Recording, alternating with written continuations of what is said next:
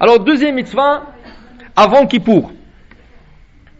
Avant Kippour, on essaie de se purifier. Alors, je parle en premier ce qui concerne les hommes. Et j'arriverai ce qui concernera les femmes. Durant les 3 fêtes de pèlerinage qu'on avait, Pesach, Shavuot et Sukkot, quand il y avait le temple, il y avait la mitzvah de monter à Jérusalem et pèleriner. On apportait des sacrifices, on rentrait dans le temple, mais on ne pouvait pas rentrer dans le temple si on était impur. C'était interdit. Et c'est d'ailleurs Chayav Mita. Quelqu'un qui est impur, qui rentre comme ça dans le temple, il doit mourir dans l'année. Tu ne peux pas rentrer dans le temple si tu n'es pas pur. Alors, les gens allaient dans un mikvé, les hommes allaient dans un mikvé. Pesach, Shavuot, Sukkot. Kippour, c'était quoi Kippour exactement? C'était pas tout à fait comme nous le faisons. C'était un jeune public, mais c'était tout un spectacle.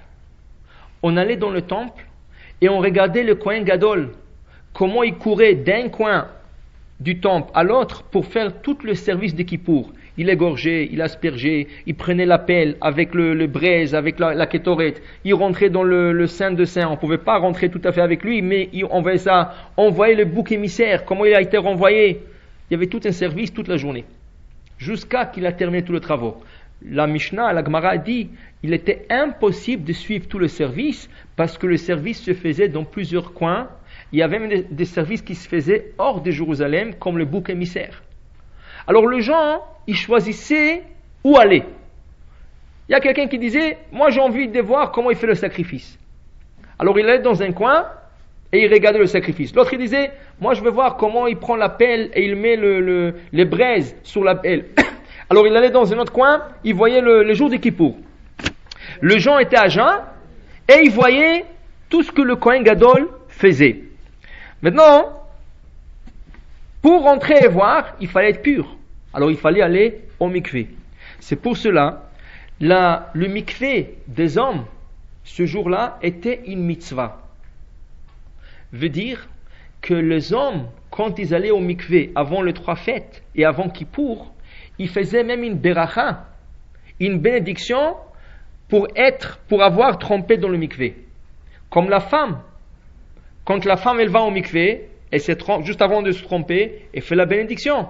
Les hommes aussi faisaient une bénédiction avant ce type de trompage. Maintenant, aujourd'hui on n'a plus le temple. Alors quand les hommes ils vont au mikvé, que ce soit chaque vendredi, que ce soit avant les fêtes, que ce soit avant Rosh Hashanah ou avant Kippour, même s'ils vont au mikvé, ils ne peuvent pas faire une bénédiction. Parce qu'il n'y a pas le temple. La bénédiction se faisait pour les hommes. Que quand le temple existait, et c'était une mitzvah pour eux d'aller se tremper dans un mikvé. Aujourd'hui, c'est plutôt une coutume. La coutume dit que la raison que les hommes se trempent avant Kippour dans un mikvé, une de 2 raisons. Ou à cause de l'impureté, ou à cause qu'il doit faire teshuva, se repentir. Et la manière de se repentir, c'est de se purifier. Si c'est à cause d'une impureté que l'homme a pu avoir, alors il suffit de se tromper une fois. Si c'est pour une teshuva, alors dans ce cas, il se trompera 3 fois. 3 fois, c'est le minimum. Mais si quelqu'un veut se tromper beaucoup plus que ça, il y en a qui se trompent 9 fois, 7 fois, 9 fois, 26 fois, 39 fois. Et ça, il y en a qui se trompent même 101 fois. Et ça, mais non, il n'y a pas de problème. C'est de grands. En Israël, vous avez 3 bassins. Très chaud, tiède et froid. Maintenant, si vous rien que trompez 26 fois, vous savez, rien que descendre dans l'eau et sortir, descendre, c'est prendre le souffle. Après 10 fois, vous êtes épuisé. Alors ils ont trouvé, parce qu'on essaye que quand on se trompe, on choisit un numéro qui symbolise quelque chose.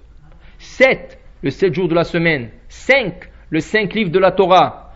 Comme quand vous allumez vos bougies de Shabbat, vous choisissez un nombre qui correspond à quelque chose. C'est ça, 3, les 3 patriarches. Celle qui allume 4, c'est les 4 matriarches. Celle qui allume 5, c'est les 5 livres de la Torah. Il y en a qui allument pour chaque membre de la famille. Toutes nos actions doivent correspondre à quelque chose de Kedusha, de quelque chose de sainteté. Alors même quand on s'en trompe dans le mikvé pour faire tchouva ou pour se purifier, on cherche à faire une connexion entre le nombre de fois qu'on va se tromper et quelque chose qui symbolisera ce nombre.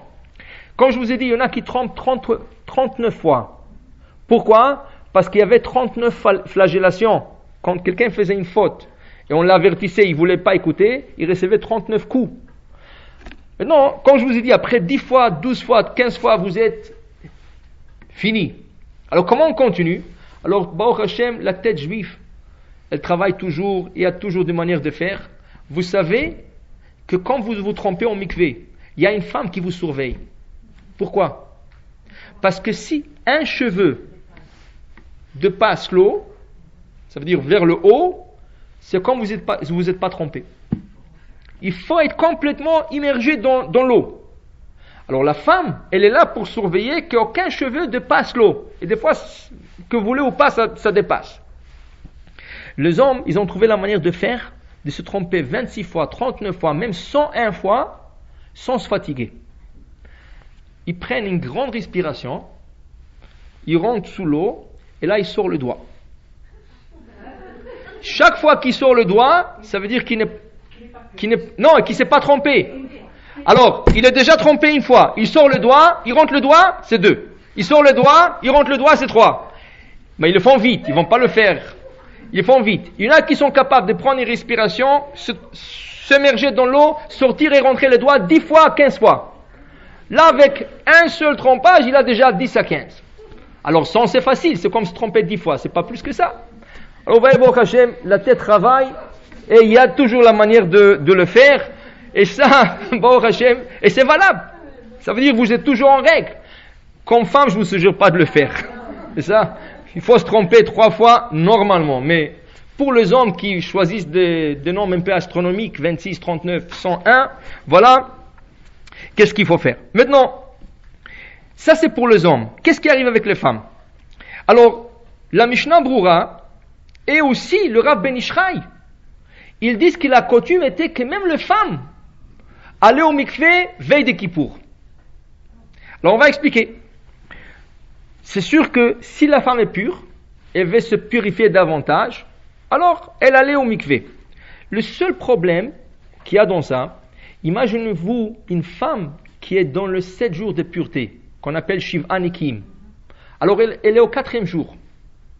Elle va se tromper veille Kippour. Il lui manque encore 3 jours. Imaginez-vous qu'après 3 jours, elle ne peut pas aller au mikvé. Si elle n'a pas une grande crainte de ciel, il y a un risque qu'elle dit, même je me suis déjà trompé.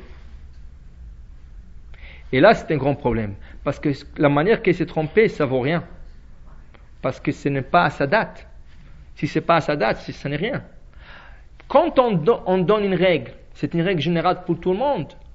Mais quand on parle à tout le monde, il y en a qui sont capables de se contrôler, il y en a qui ne sont pas capables de se contrôler. C'est pour ça que dans plusieurs communautés, aujourd'hui même, ils n'ont pas accepté que les femmes et les filles, ils vont au mikvé. Même qu'en Israël, oui, le mikvé de femmes ouvre veille de Kippour. Le mikvé d'hommes ouvre et le mikvé de femmes. Il y a des femmes qui vont au mikvé veille de Kippour en Israël. Mais je crois que dans la diaspora, c'est très rare de trouver des femmes qu'elles vont aller au mikvé.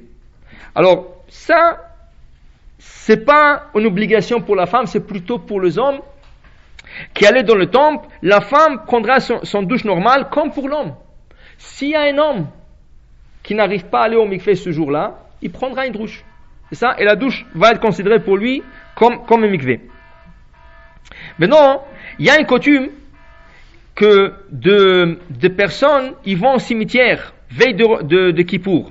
On a déjà expliqué dans des cours précédents que ce n'est pas bien d'aller au cimetière. Pas seulement que c'est pas bien, ça ne donne rien même. C'est-à-dire une personne qui va au cimetière, normalement, il veut connecter son âme avec l'âme qui se trouve dans le tombeau. Ça, cette connexion peut se faire que à de certaines dates propices. Veille de fête, toutes les fêtes, veille de chaque fête, veille de Rosh Chodesh, tout Rosh Chodesh, ça, et le jour de Yortzeit, le jour de la Askara, le jour du décès, c'est ça. À part ça, d'aller chaque vendredi, il y a des gens qui vont chaque vendredi, Il y a des gens qui vont, je sais pas, 2-3 fois, lundi, jeudi, toutes sortes de choses. Encore, toujours avec des bonnes intentions, ça ne donne rien. C'est de parler aux pierres. L'âme ne se trouve pas là-bas. L'âme, tous les âmes descendent sans exception de le tombeau, veille de fête, veille de Rosh Chodesh, jour de décès. Pas plus que ça. Kippour, c'est une veille de fête. Alors il y a beaucoup qui vont aller pèleriner au cimetière. Maintenant, celui qui rentre au cimetière, il s'impurifie. Alors celui qui va aller au mikvé le jour de veille de Kippour, il faut d'abord qu'il aille au cimetière le matin et ensuite il va au mikvé. Parce que s'il va au mikvé, il se purifie. Après il va au cimetière, il s'impurifie, il n'a rien fait. Alors il vaut mieux d'abord aller au cimetière le matin, conseiller avant midi, avant 1h, midi 1h, et après la personne elle va aller se purifier au mikvé. Maintenant, de la même manière que la femme doit faire très attention quand elle va pour son mikvé, qu'il n'y aura pas de choses qui consistent comme une séparation entre elle et l'eau, par exemple, des peaux coupées sur les lèvres. C'est une séparation, parce que c'est des peaux qui s'enlèvent, il faut les enlever. Des peaux autour des ongles. Les ongles eux-mêmes, s'ils sont trop longs, on appelle ça khatitsa. C'est des séparations entre la femme et l'homme. Et l'eau. C'est ça, la femme et l'eau. La même chose, l'homme, lui, quand il va, toute l'année, c'est pas important. Qu'il a des longues ongles ou qu'il a des morceaux de peau, c'est bien de les enlever, mais c'est pas important. Mais veille de Kippour, on conseille à tous les hommes de faire attention, d'enlever tout ce qui peut séparer entre lui et l'eau, comme une femme. Par exemple, bien passer la soie dentaire, bien brosser les dents, se couper les ongles avant de rentrer dans le mikvé. Il y en a qui se coupent les ongles après de rentrer dans le mikvé. Chez les femmes, ça se fait pas. Mais il y a des hommes qui le font. Par exemple, il y avait un grand rebbe. Lui, d'abord, il prenait le mikvé, ensuite, il coupait les ongles. Alors, il y avait un élève, toujours il les voyait, il le taquinait, il lui posait la question, dites-moi pourquoi, et le rabbin ne voulait pas lui dire. Et lui, dites-moi pourquoi, il lâchait pas. On appelle ça en hébreu noudnik. Il arrête pas. Top. Un jour, le rabbin, il avait marre de lui. Il dit, écoute, si tu vas jeûner 40 jours, je vais te dire pourquoi. Alors l'autre, il a pris au sérieux. Il a commencé à jeûner 40 jours. C'est sûr qu'il mangeait le soir, mais il jeûnait 40 jours. Après 40 jours, il est venu et dit, rabbin, ça y est, j'ai jeûné 40 jours, vous êtes obligé de me le dire. Il dit, ok, je vais te dire. Quand je me trompe au mikvé, mes ongles deviennent plus mous. C'est plus facile pour moi de les recouper. Alors lui, il croyait qu'il va lui dire quelque chose de kabbalistique. Il dit, ouais, laisse-moi tranquille, qu'est-ce que tu veux de moi? Ça, c'est valable pour les hommes. Pour les femmes, ça marche pas. C'est ça, mais pour même les hommes, ils devraient faire attention de leur couper les ongles avant, et comme on a dit, assurer d'enlever toutes sortes, ce qu'on appelle le khatisot, pour qu'ils puissent tremper directement dans l'eau. Alors là, j'ai terminé avec ça. Si vous voulez poser des questions, sinon on passe à quelque chose d'autre.